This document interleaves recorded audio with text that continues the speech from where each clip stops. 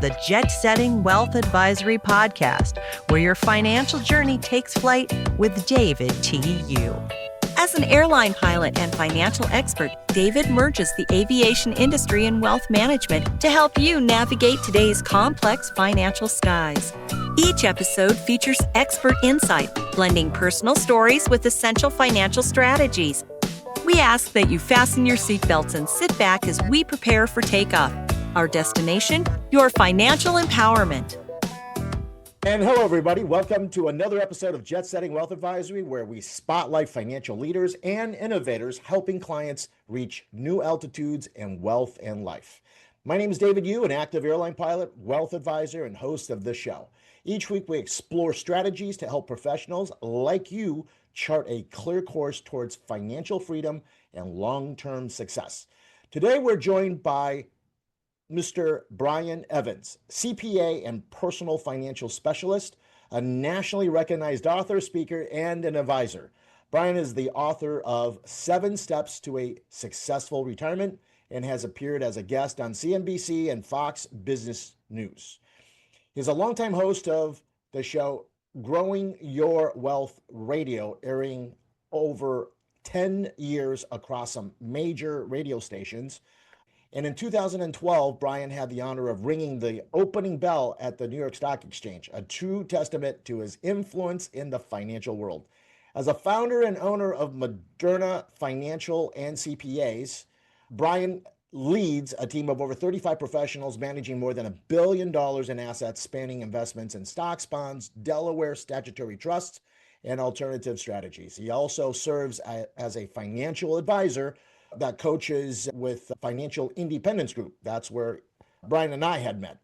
Well, continue to give back through community service and leadership roles in Washington State and Washington State University. So get ready for a dynamic conversation on wealth creation, retirement planning, and how decades of experience can help you build lasting prosperity. Welcome to the show, Brian. Thank you. Appreciate that intro. That's a lot of stuff there. Yeah, it was a long-winded because of your seasoning and your experience. Yeah, I feel a little bit old when you put it that way, but that's okay. We'll get here someday if we're lucky, right? Lots of seasoning and experience. So let's get started. Get a little bit about your background. So first, you've been a CPA since 1986, and now you lead Madrona Financial CPAs, managing over $1 billion in assets. How did your career in accounting evolve into this full-service wealth management firm? Yeah, so I grew up in the Pacific Northwest and in Washington and did a lot of farming growing up, actually 13 summers of that, and decided that's hard work. I don't want to do that for a living. So I studied really hard and graduated first in class at Washington State University in accounting. And I was just going to do that. I was a partner of a CPA firm. And then I had a client say, I was helping them sell their business and they wanted me to invest their money because they trusted me and all that. And I said, I can't do that. And I said, why not? I said, I'm not licensed to give investment advice. And they said, Brian, get licensed. And so I did. And what I learned was that in our industry, people that have investments also want strategies. They want tax strategies and estate planning and business succession and real estate strategies. They don't just need another 60-40 stock bond split that our industry is really good at giving. And so I found out that there was a big desire for what, my skill set, to the point where I thought I was just going to do it kind of part-time, do my CPA thing. But after a few years, I could see, no, that's not the case. So I had to transfer my CPA clients to my managers and then go full on into investment advisory. And so now my CPA firm has about 20 people, and I haven't sold a billable hour in 20 years. I can answer the questions, I just don't sell my time. And then I'm the lead of the investment committee for the $1 billion that we manage on the investment side. Awesome. So you've hosted Growing Your Wealth, the radio show, for over a decade now. What motivated you to bring financial education to the public through radio and podcasts? Well, to be truthful, I was sitting at my desk one day and kind of lamenting that I talked to other financial advisors in my area and they don't know a tenth of what I knew about all these topics, but they had all these clients and I didn't have any appointments that month. And I'm like going, well, I'm the best kept secret in the Pacific Northwest. How how do I get to know anybody? I'm not particularly outgoing as far as going to Rotary meetings or Chamber of Commerce or whatever, wherever people get clients. So I was like, how do I get the word out there? So I started doing radio, and it took a little while, but then really got a sync going, added the biggest stations in the area, and been doing that, 11 years now. And so that's been super successful. If anybody drives around a car and listens to AM radio, they've heard me. So I'm well known in this region, Sure. and my clients really like the fact they can turn on the radio in the weekends and hear me talking. So looking back, was there a key turning point or the aha moment that led you to integrate accounting, tax, and investment planning into one unified approach? Yeah, because I think about my meetings, I don't get through a meeting without tax questions, estate tax planning, and Sure. usually something to do with a business, real estate, or something outside of the norm. And I wasn't trained in sales. It wasn't brought up in the financial services industry. I haven't had a boss for 3.5 decades. And so I didn't have any training in that. Mine's all technical. Sure. That's all I had. And gosh, that's what people needed and wanted. And I can answer all these questions. And there's nothing I like more than being in front of a bunch of people and said, you got tough questions, just throw them out there. I probably have the answer. Once in a while I don't, but for the most part I do. So it's kind of fun. It's just rewarding knowing people have real questions. And too often in our industry, if you look at it's hard to differentiate yourself, because I'll look at any website and they'll say, well, we're your full service advisor. We provide all of your tax and estate planning needs. And I'm like, really? Well, and then I'll talk to that advisor and say, what do you do? Well, I sell annuities, and I suggest people do Roth conversions. I'm like, well, that's not full service. Those are things, but that's not everything. And so in our industry, we all say we do tax planning. We all say we do this, that, and the other. Yes. Do we? I No. would contend no. So I sleep quite well knowing that I put in the work and I actually do those things with my team. And so I think it's just critical to have the most successful advisory service out there that you can have access. You don't have to know it all yourself. You just need to have the right resources to be able to access the answers. Absolutely. Let's go into your book, 7 Steps to a Successful Retirement. It lays out the steps to which people achieve success during or right before and during retirement.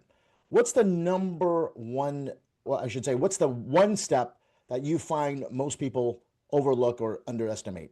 The most important one is designing a plan so you can live the life you want to live. Absolutely. We too often think that, well, if I just have more money, I'll be happier. And anybody, as you know, David, if somebody says, I have $2 million, if I just had 5, I'd be happy. Right. I have 5 million. If I just had 10, I'd be happy. Well, I could do this all day long, as you know. Right. I have $1 billion. If I just had 3 billion, it doesn't stop. That does not make a person happy. There is a certain amount of money we need for happiness, for our basic needs, all that kind of stuff. But the delta is not there, and just more money is going to make you happy. It's about, I find that people don't spend enough time planning out what is the life I want to live, and then backtracking. Do I have enough assets to do that? Are they positioned right? Do I have the cash flow to support that lifestyle I want to live, so that I can live that lifestyle? So it's a lifestyle plan trumps everything else. It trumps your growth plan, which is how much you have in assets and where they're invested. That's kind of generally the people I talk to, they have enough to live that life. Have you spent that time saying what that plan is? And don't put it off too long, as we all know. We put it off. Oh, I got to save my money. What are you saving it for? So your kids can inherit more money? It's like, well, they don't even need my money. I'm like, well, then what are we doing here? Sure. And so a lot of my talks are about how to get people to spend more, not less. Wonderful. So we just kind of talked a little bit about it. Retirement isn't just about numbers. It's also emotional. So how do you and your team help your clients transition mentally and emotionally into that final distribution phase or that retirement phase of their life? Yeah, well, one of the partners here is an institutional psychologist, and he wrote a book called Awesome. Your Encore Years, and Mhm. that is what that is about. We bring it up all the time. When we do a financial plan, the investments, that's kind of the easy part for us, really.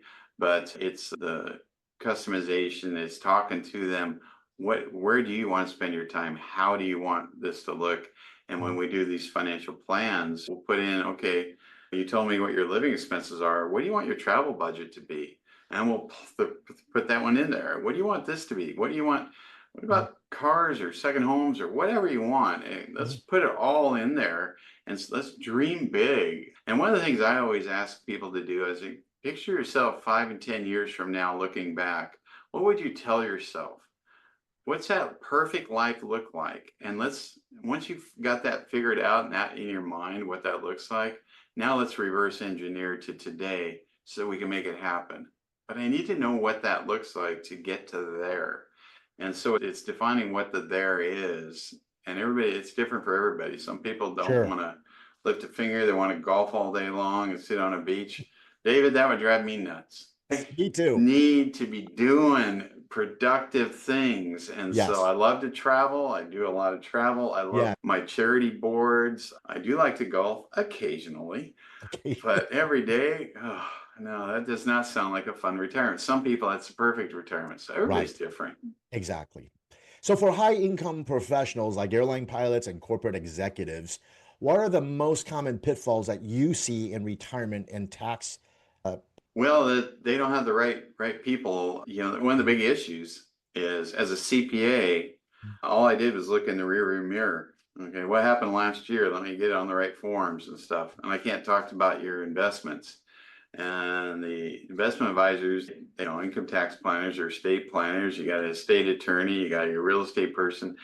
These people are never in the room at the same time talking about and mhm. putting together a plan, and that's where everything kind of it doesn't get done right. Everybody's in siloed. I i never had, as a CPA, I remember one of the reasons I became an investment advisor too was I was thinking back in 15 years as a CPA, I'd never had a stockbroker or whoever call me and ask me anything before they made trades. I was like, wow, in my whole career, not one call. So there was just no integration of the two. Most people live in these silos, and these folks aren't talking to each other and creating a Mhm. plan that works together. And to get it right, I don't know how you do it without that. Absolutely. The team effort, the resources, completely understand. So let's talk about that. Madrona Financial and CPAs manage a wide variety of investments from traditional portfolios to real estate, annuities, and Delaware Statutory Trusts. What guiding principles shape your approach to this type of diversification? Yeah, so to break it down, yeah, I think there's 6 areas to invest in. You can have cash and cash equivalents, stock market, bond market, insurance company products, real estate, and alternative investments. So real estate is a massive asset classes that rarely gets in our industry. And so in my area, in your area, in the Northeast, there's one thing in common. People that have owned real estate for a long period of time have a lot of appreciation, a Absolutely. lot. And most people get to retire from their job. Landlords, they get a big old penalty when they retire from their job. It's Mhm. called income taxes. And so that's the age old problem that we're trying to solve. Talk to a landlord, and generally if they have, properties, they have tons of appreciation. Their cash flow may or may not be great, depends on how the rents have been over the years. But they know if they sell, they'll have not only the capital gains, maybe state taxes on top of that, the depreciation Sure. recapture for federal purposes. They've depreciated their asset down to almost nothing. And Sure. so they won't sell. So these poor folks meet these people in their 70s, 80s, 90s. Gosh, they're still being landlords because they just don't want to get nailed on taxes. Mhm, mhm, So you can do 1031 exchanges. Everybody's heard mhm. of that, but what good is that? You got it. You sell one problem, you got to find a new problem to buy. Right. I just want my time back. You haven't fired yourself from being a real estate owner or a landlord. Yeah, you're still doing that. So that doesn't help anyone. And it's when you get to a certain age, it's not the value of your estate that's the problem. It's your limited resources, your time and your stress is on that. And so you want to, create the ability to do that without paying the tax. Now, the only way to do a 1031 exchange as a landlord retirement strategy and still own real estate and not be an active landlord is through something called the Delaware Statutory Trust, which is just a fancy name. It's kind of like a REIT. It's similar to a REIT, but REITs don't qualify for 1031 exchange. Okay. DSTs do. So what happens, the way they're created is a company will go out, and a real estate company go out and buy a property. I've actually got a picture of one on my desk here, so see how this plays out. So they go out and buy. Excellent. Yeah, that was in Florida, actually, Sarasota. Yep. I've done business with them. Yep. Yeah, and they'll go out and buy that complex and get it rented up. They know exactly what the rents are. They have a property manager managing it. And then they'll put a DST wrapper around it. They'll secure the financing, everything. So we know exactly what we're getting into. And then they'll allow our clients to sell their real estate and 1031 exchange into a partial interest in that. And is a DST, it's eligible for 1031 exchange.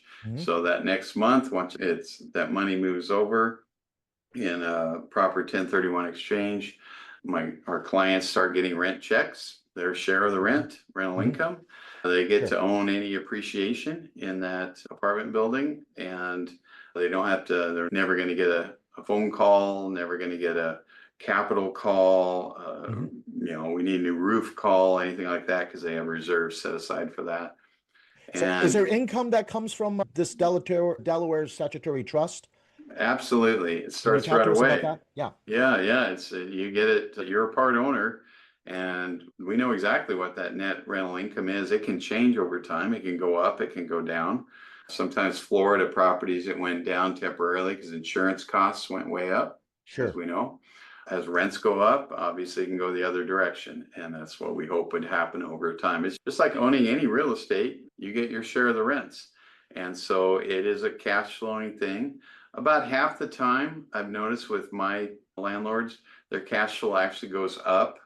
So they might sell let's say they sell a fourplex for $2 million, and they take the 2 million and they put $500,000 into 4 different DSTs. Maybe this apartment building was one of them. So they got 4 rent checks coming in every month. And that's just about half the time. Like I said, it's more, sometimes it's less, but that's okay. Even if it's less, I remind people, what's your time and stress worth? I mean, you're a certain age. Do you need more money? I was given a seminar, and this 85-year-old go, well, I get a 1 or 2% more than that thing pays. I'm like, how old are you? 85. What are you worth? 20 million. Do you need more money? Like, well, I guess not. I'm like, I'd say the answer is no.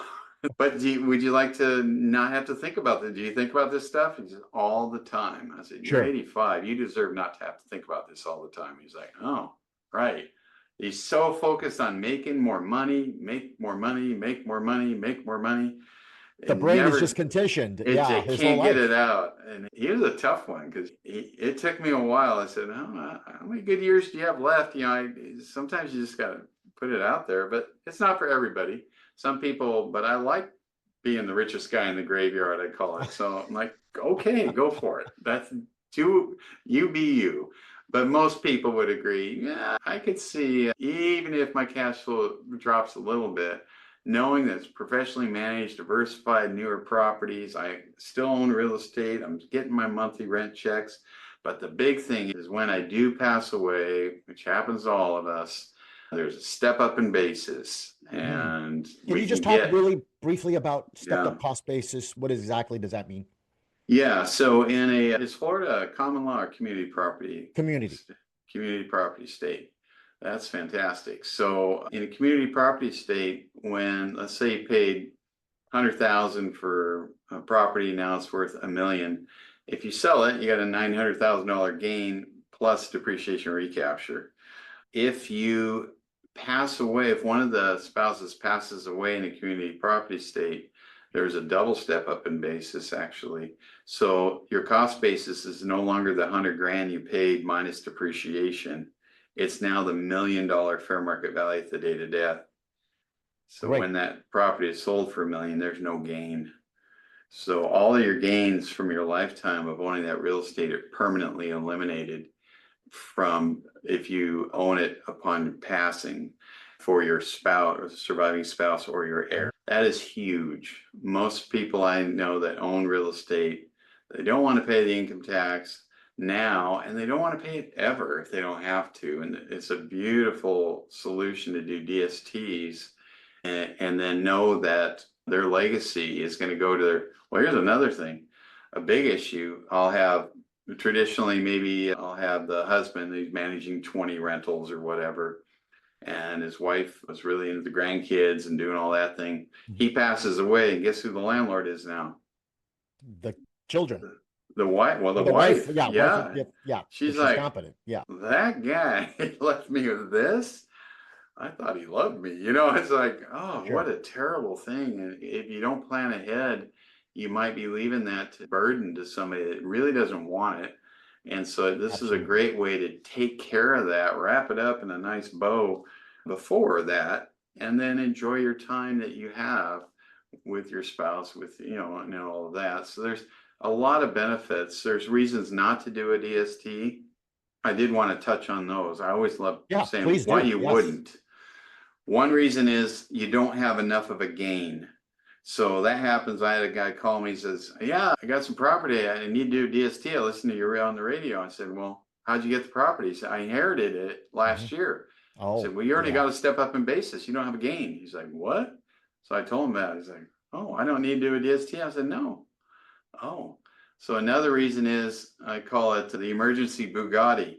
Yeah, I'm selling this thing for $2 million and I don't want to pay the tax, but I really need a Bugatti. I need the money. I need the liquidity. I said, well, then pay the tax. Sure. Okay, you need the money. Another one is I'm 45 years old. I'm killing it in real estate, but I guess I got to do a DST. I'm like, no, you're in the get rich stage of life. Mm-hmm. I work with people in the stay rich stage.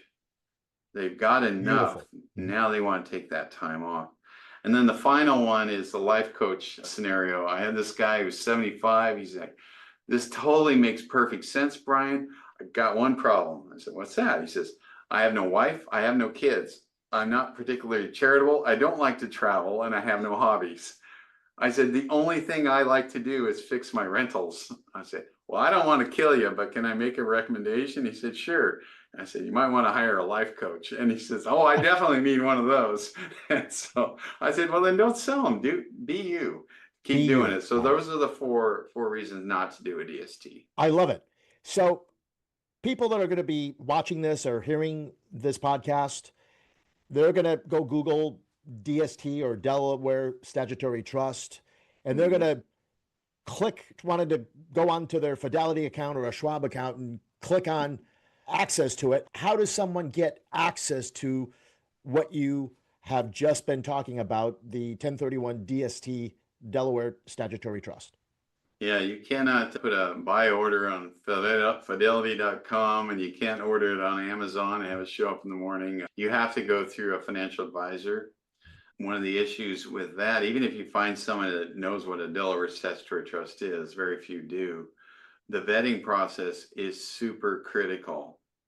Super critical. Can you tell us some more about that? There's a lot of sponsors out there of these, and I would not work with most of them. It's track history, it's exit strategy, types of properties, underlying fees, the leverage on it. Mm-hmm. There's the leverage, the coverage ratio of their distribution, funds from operations. There's stuff in the fine print that people don't get. I see mistakes being made by other advisors that, boy, if they knew, I've been honored to be a panelist at the biggest research of DST outfit in the country as one of the experts in the industry. And as a CPA for 40 years, I know how to read a financial statement. I prepared them for a living. So we take that very seriously. The sponsor is critical, the type of property, where it's at, why. There's so many vetting details to that, which frankly, most advisors aren't really trained at. As a CPA, I've certainly seen my share of real estate stuff. So it's important to get the right real estate, not just any real estate. Absolutely. Let's talk about your leadership values and your community impact. You've served as the chair of the WSU Everett Advisory Council and led multiple community initiatives. How has that experience influenced your approach to leadership and client relationships? Well, that's part of my life plan. The life I want to live is not about having more Mai Tais and more golf games or whatever. Oh, shoot. I do like a Mai Tai and I like playing golf, but there needs to be more to my life than just making money and being successful in my business. Done that, I've done some cool stuff. And I mentioned I rang the bell to open the New York Stock Exchange. Gosh, that same month I did go on national TV for the first time and earned my Taekwondo black belt all in that 1 month when I turned 50 years old. So that was pretty cool. Wow. But yes. But yeah, as far as the community involvement, very active at my church. When you're a CPA, as long as me, anything you join, you want to be chairman of our finance committee? I'm like, okay, that again. So of course I'm chair of that. And yeah, my university thing, really enjoy interacting with people that care about the kids and so forth. And I'm setting up an endowment fund there. I'm on a scholarship committee at Rotary, and I'm setting one up there. And then my wife's board chair at Mercy Watch that was created to help provide medical services to the homeless with all volunteer doctors and nurses and prayer services and other things for people down and out. So spend my time there too with their leadership. So it's very fulfilling to have that, knowing I have that going on too, while I get the honor working with my clients and helping other advisors like yourself where I can help, because I don't know everything. And sometimes I turn to other advisors to partner with to get the right solution. And so people do that with me, like yourself. And it's about getting it right for the client instead of faking it till we make it. So I'd rather get it right. And as with you, and that's why I agreed to be on this podcast. I know you're a guy I'd want to work with if I wasn't in this business. Just for myself, I'd hire a guy like you to manage my finances. Ditto. All three of them. Yeah. Thank you for that compliment. We met back in 2022 and on a industry conference, and I'm just glad that we're able to be here and have this fantastic podcast. Many young professionals, especially nowadays, want to find purpose in their work while achieving financial success. What would be your advice to building a career with both profit and purpose for young people? There's actually a young professionals, young entrepreneurs that likes to listen to this particular podcast. What would be your advice to them? There's a couple things. One is I didn't start out being the chairman of all these boards. I started out as a board member that rarely talked, and I listened a lot because you got to start somewhere. So finding charities that you're passionate about, working on that, I've found that I've been doing this for decades, and I could be making a little bit more money or meeting with a client, but boy, the stuff I remember is really, really this. Another thing is mentoring opportunities. You can do that at many ages. You don't have to be older like me to mentor people. I've been doing that for decades too. My last comment is being a lifelong learner. I never stop learning new stuff. And that's been super exciting for me. I'm glad I'm doing my radio show because I kind of got to bring it. I've done 550 episodes now over 11 years. And that's a lot of, I'm not saying the same thing 550 times. I got to come up with new stuff. I was researching this morning, having my coffee, Chat GPT. What's the implications of, we just elected a socialist mayor in Seattle, evidently. What's the implication to landlords based upon this? What's the implication on our new 35% estate tax that Washington just passed? When they, whoa. I'm never running out of stuff here to talk about. My seminars are filling up. I mentioned estate taxes or landlord rules, and we got some really interesting. I know New York City probably has a lot of the same issues that we're dealing with here. I'm never running out of things, but I'm continuing to learn. I'm not just saying, excellent. Learned enough. That's nice. And I know lots, but there's always more to learn. So being a lifelong learner, not being afraid. One of the things I'll mention, I used to be afraid to public speak. I had a public speaking phobia. It was terrible. I Really? couldn't do it into my late 20s. And I just said, I can't live the life I want to live if I can't do that. And so now I went to Toastmasters. I forced myself to give speeches. I was an overnight success. It only took me 15 years to get good at it. And it was a lot of work. And now you can't pry the microphone from my dead fingers if I'm up on stage. As you see me up on stage, I love it. Yes, I have. You're a great speaker. Fantastic speaker. That took a lot of work. So You don't drop the mic. Yeah. Oh, yeah. Man, just lean into the things you're not comfortable with. That's how you grow. So that would be my final piece of advice. Putting yourself into just a little bit of that discomfort zone. Get it. Yep. Fantastic. Great advice for young people that are listening to and watching the show. Brian, you've built one of the region's most respected integrated financial firms.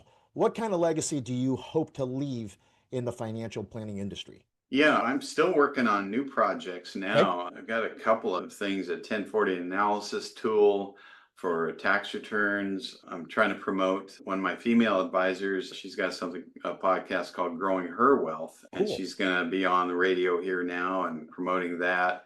And so I'm really trying to set this firm up for long-term success. I got 35 people that with really good pay that are supporting their families, and 800 families that we manage their finances for. Take that very seriously. So part of the legacy is make sure that continues on without selling out to somebody that wouldn't treat them as good as we think they deserve to be treated, whether it's the employees or the clients of ours. So certainly that's a big piece of the legacy. But the other thing is really trying to be a model things, just do things the right way, have a balanced life, and let when I came to my firm I'm at, I wasn't the founder. It was Bob Bauer. And then I joined him as an employee. And 3 years later, I bought half the firm. And I bought him out about 15 years ago. He still comes in. I still pay him. I'm not even sure what he does. But it's like a big old thank you. And whatever Bob wants, Bob gets, because he gave me my start. And I remind everybody around me, I want to be treated just like I treat Bob. I want to be that example of how you treat the people that gave you your break and your opportunities. And you guys, if you'll treat me that way, and you'll want somebody after you to treat you that way. And let's pay that forward. Love it. That is touching. And I certainly will follow those great advice. Let's do a couple of rapid fire quick takes, if that's okay with you. Sure. What is your favorite financial or business book besides your own? It's interesting. I don't read a lot of books. Okay. I write, I create show topics and speech topics and so forth. And I probably don't have the patience to sit down and read a whole book. Okay. So I will say there have been Blue Ocean Strategy was one that was influential to me. Yes. Because everything I do is trying to be in a blue ocean. If everybody else is doing it, I don't want to do it. I need to differentiate myself. So maybe that would be one that I would suggest, just the concept of living in a blue ocean as opposed to the red. Love it. What is one thing you wish every investor understood about risk? I think we underestimate the pain of loss. Absolutely. So that's a big one, is because I'll talk to somebody and I'll say, well, what's your risk tolerance? Oh, it's pretty high. Well, I said, well, if you lose money, you're okay. Oh yeah, I'd be okay because I want to make money. And they make money and they're like, yeah, I expected that. And then it goes down a little bit.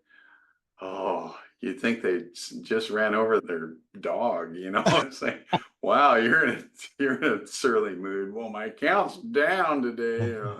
Okay. Sure. Okay. So we may have underestimated your tolerance for loss. For risk, for the loss. Yeah. And the pain. So understanding yourself is probably a big. Excellent. What is the most rewarding moment in your career so far? Wow. Most rewarding moment. If you had to just pick that one, I know there's been dozens and dozens, but if you had to pick the one. Well, one comes to mind. It was a client that came to me and had a very large piece of real estate. And when I talk about rewarding, it's more his reaction after, we got him into the DSTs. A year later, the Seattle had those young people take over the precinct and all that. Sure. It was right Yes. next to his apartments that he had Oh, sold. wow. 1031, we did a life insurance thing to protect him generationally for his kids and grandkids, premium finance outside of his estate, and an irrevocable life insurance trust. I could nerd out here, I won't. But in the end, after all that, he calls me up one day. He says, Brian, I can't tell you how thankful I am. You have single-handedly saved me, my kids, and my grandkids $20 million. And you have set us up generationally. We're living the dream right now. You couldn't thank me enough. And I was like, wow, that's impactful when you start thinking generationally, I'll be long gone and they'll be benefiting from things that we did working together. So from a purely work standpoint, as an answer to your question. I love it. That's a highly value add to that client and the family that he has. I love that. I certainly love that feeling. And if you could give one piece of advice for someone that's, say, 10 years from retirement, what would be that advice? Yeah, I think too many of us wait to plan not only what our finances are going to look like, so kind of putting together that financial plan, which is difficult to do by yourself. That's why, David, you can do that for somebody. We can do that for people too. And, make sure that the numbers look right so that they retire at the right time. I've had people not do that.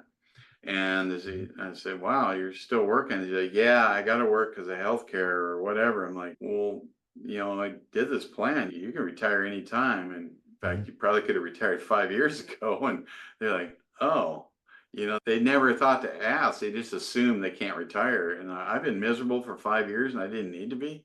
5 extra years. Yeah, Wow. 5 years. You gave up 5 years of your life because you didn't get David to look at your financial plan until you could have retired 5 years ago.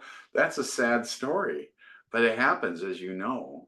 So just planning for that, but that's just the numbers thing. The other thing is go ahead and dream big. And as I mentioned, if you're 50, what's your life look like at 60? Reverse engineer that. What about 70? Reverse engineer that. Start working towards that. We get one shot. Go for it. I mean, David, you do all kinds of exciting things, the piloting and all this. You're living large. I love that. And not everybody wants to do that. Not everybody wants to live that way, but I should. Well, you're certainly one of my aspirations. So. Oh, thank you. Appreciate that. Brian, where can our listeners learn more about you, your book, and the Grow Your Wealth book, and more about you and your firm? Yeah, if you just Google, my name, Brian Evans, and Madrona Financial, Madrona.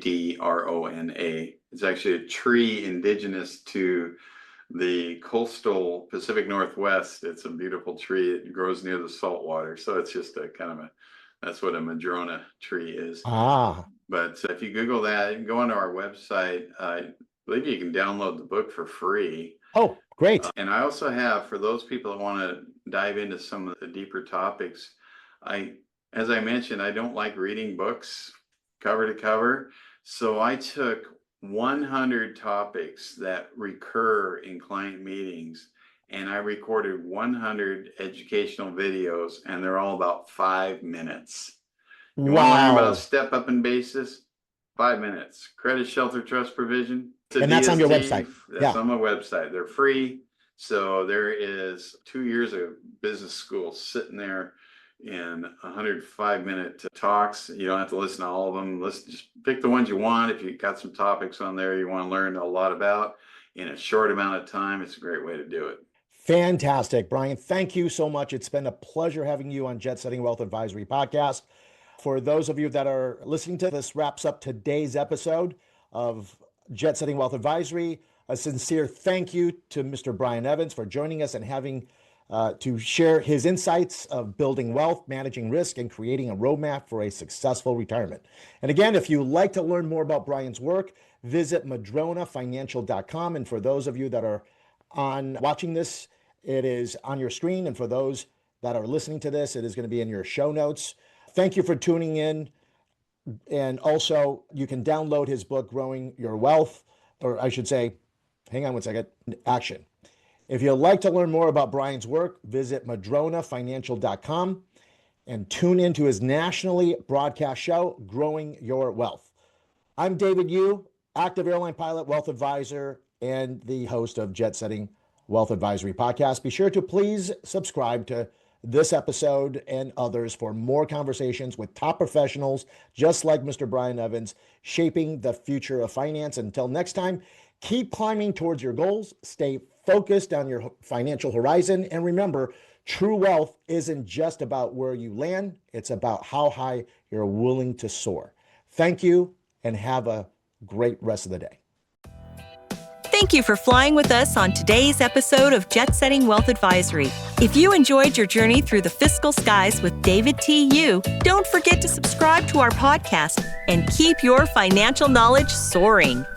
For more insights and personalized advice, visit us at www.dtywealthplanningsolutions.com and connect with David directly